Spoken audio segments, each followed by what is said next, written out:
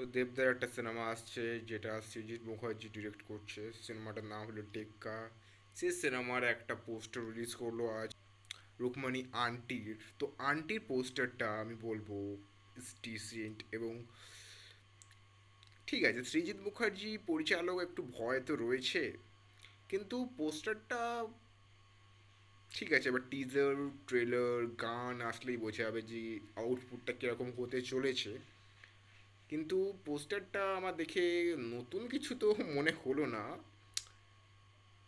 But চলো ঠিক আছে, সৃজিত দা সিনেমার পোস্টার, একটা এক্সাইটমেন্ট তো হালকা হালকা থাকবেই তাদের ফ্যানদের। ওনার না আবার অনেক ফ্যান রয়েছে আবার, মানে ওনার নামে যদি কিছু একটু লঙ্কা দেওয়ার মতো কথা বলি না, তারা আবার ঘষে দেয়। তো আমার একটু ভদ্রভাবে কথা বলতে হবে এখানে।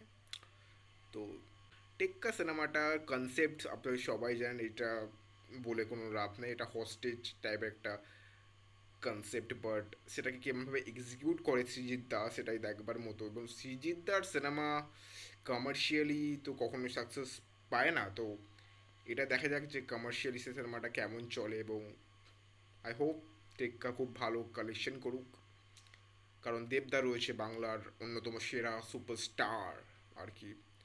এবং চলো, আমাদের আন্টি রয়েছে, তো এটুকুই বলার যে আমি কোনো এক্সাইটমেন্ট আমার নেই। আমি সব বাংলা সিনেমার প্রতি আমার আজ অবধি কোনো এক্সাইটমেন্ট আসেনি কোনো দিন, আর আসবেও না।